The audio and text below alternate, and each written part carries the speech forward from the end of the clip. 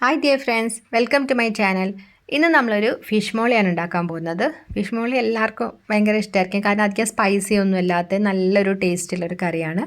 അപ്പോൾ നമുക്ക് അപ്പത്തിൻ്റെ കൂടെയും അതുപോലെ നെയ്ച്ചോറിൻ്റെ കൂടെയും പുട്ടിൻ്റെ കൂടെയൊക്കെ കഴിക്കാൻ പറ്റുന്ന നല്ലൊരു കോമ്പിനേഷനാണ് കേട്ടോ. പിന്നെ അതുപോലെ തന്നെ ബ്രെഡ്, ഇതിനൊക്കെ കൂടെ കഴിക്കാൻ പറ്റുന്ന നല്ലൊരു കോമ്പിനേഷനാണ്. അപ്പോൾ നമ്മൾ അതിന് വേണ്ടിയിട്ട് ഞാനിവിടെ ആവോലിയാണ് കേട്ടോ എടുത്തിട്ടുള്ളത്.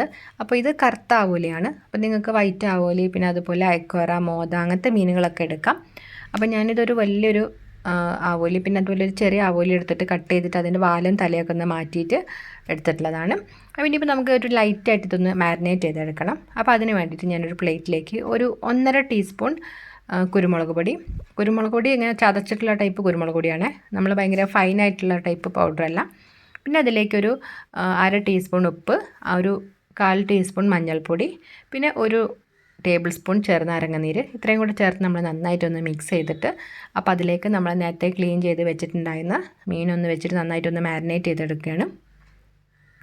അപ്പോൾ നമ്മളിതിൽ മുളക് പൊടിയൊന്നും ചേർത്ത് കൊടുക്കുന്നില്ല കേട്ടോ. ചിലരൊരു 1/4 ടീസ്പൂൺ മുതൽ ഒരു 1/2 ടീസ്പൂൺ വരെ മുളക് പൊടിയൊക്കെ ചേർത്ത് കൊടുക്കുന്നത് കാണാം. പക്ഷേ എനിക്ക് മുളക് പൊടി ചേർത്ത് കൊടുക്കുന്നത് ഇഷ്ടമില്ല. അപ്പോൾ അങ്ങനെ ആകുമ്പം ഈ ഒരു ഫിഷ് മോളിയുടെ ഒരു കളർ തന്നെ ചെറുതായിട്ടൊന്ന് ചേഞ്ച് ആവും. ഞാനൊരു പാൻ അടുപ്പത്ത് വെച്ചിട്ട് അതിലേക്ക് കുറച്ച് വെളിച്ചെണ്ണ ഒഴിച്ചിട്ട് നമ്മൾ ഈ മീനൊന്നിങ്ങനെ ഫ്രൈ ചെയ്യാൻ പോവുകയാണ്.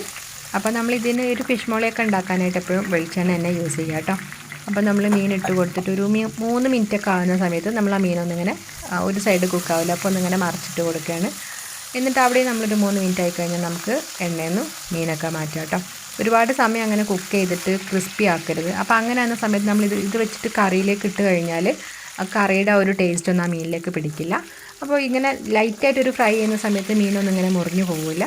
ഇപ്പോൾ നമ്മൾ മീനൊക്കെ ഫ്രൈ ചെയ്തെടുത്തിട്ടുണ്ട്. അപ്പം നമ്മൾ ആ എണ്ണയിൽ തന്നെയാണ് കറിയൊക്കെ ഉണ്ടാക്കുന്നത്. അപ്പോൾ കുറച്ചുകൂടി അതിൻ്റെ ഒരു ഫ്ലേവറൊക്കെ വരുമ്പോൾ നല്ലൊരു ടേസ്റ്റ് ആയിരിക്കും. ഇനിയിപ്പോൾ നമ്മൾ പാനിൽ തീരെ എണ്ണ ഇല്ലാന്നുണ്ടെങ്കിൽ നമ്മൾ കുറച്ചുകൂടി എണ്ണ ഒഴിച്ചു കൊടുക്കുക കേട്ടോ. അപ്പോൾ നമുക്ക് ഏകദേശം ഒരു 1.5 ടേബിൾ സ്പൂൺ എണ്ണ നമ്മളെ പാനിൽ വേണം നമുക്ക് കറി ഉണ്ടാക്കാനായിട്ട്.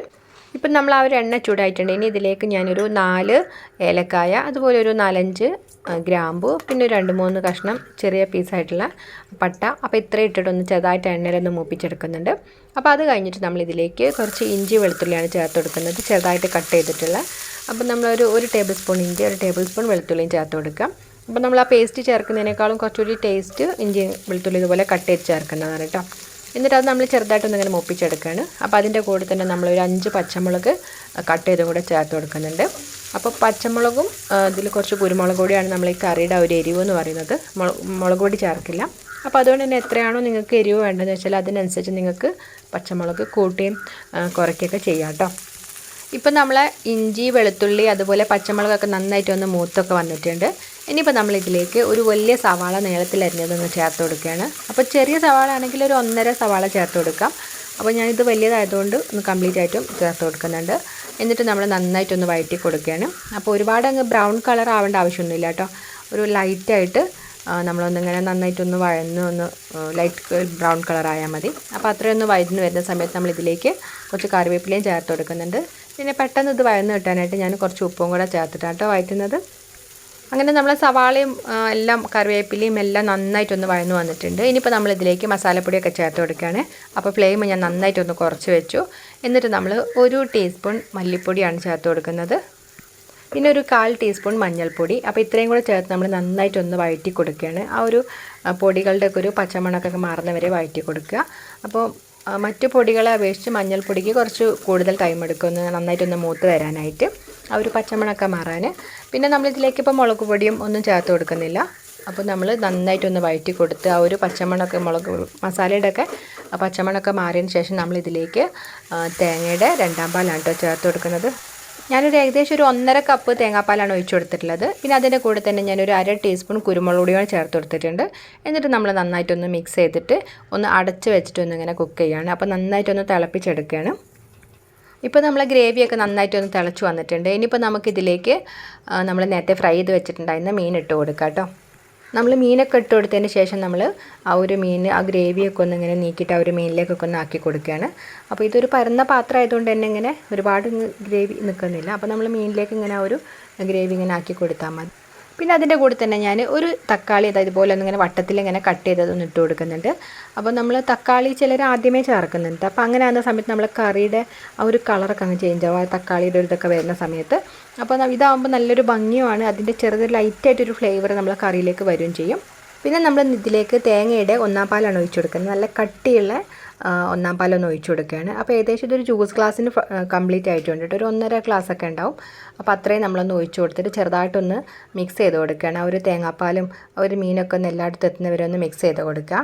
എന്നിട്ട് നമ്മളിത് ഒരുപാടങ്ങ് തിളപ്പിക്കില്ല കേട്ടോ, ചെറുതായിട്ടൊന്ന് ഇങ്ങനെ ഒന്ന് എല്ലാ ഭാഗവും ഒന്നിങ്ങനെ ചൂടായി ആ ഒരു തേങ്ങാപ്പാലൊക്കെ ഒന്നിങ്ങനെ ചൂടായി കഴിഞ്ഞാൽ നമ്മൾ ഫ്ലെയിം ഓഫ് ചെയ്യാണ്. അപ്പോൾ അല്ലാന്നുണ്ടെങ്കിൽ ആ ഒരു തേങ്ങാപ്പാലങ്ങ് പിരിഞ്ഞു പോവും. അപ്പോൾ അതിൻ്റെ കൂടെ തന്നെ നമ്മളൊരു 1/2 ടീസ്പൂൺ വിനാഗിരിയും കൂടെ ചേർത്ത് കൊടുക്കുന്നുണ്ട്, ഒരു ചെറിയൊരു പുളിപ്പിൻ്റെ ഒരു ഇതിന് വേണ്ടിയിട്ടാണ്. ഇനിയിപ്പോൾ വിനാഗിരിക്ക് പകരം നിങ്ങൾക്ക് ഇല്ലാന്നുണ്ടെങ്കിൽ ചെറുനാരങ്ങ നീര് വേണമെങ്കിൽ ഒഴിച്ചു കൊടുക്കാം കേട്ടോ.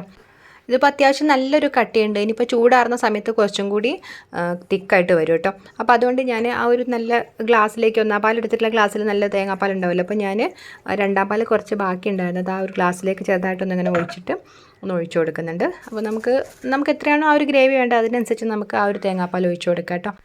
അങ്ങനെ നമ്മളുടെ വളരെ ടേസ്റ്റി ആയിട്ടും ഈസി ആയിട്ടുള്ള ഒരു ഫിഷ് മോൾ ഇവിടെ റെഡി ആയിട്ടുണ്ട്. അപ്പോൾ നമുക്കിനി ഇപ്പോൾ ചൂടോടുകൂടി തന്നെ ഒരു സെർവിങ് ബൗളിലേക്ക് സെർവ് ചെയ്യാം കേട്ടോ.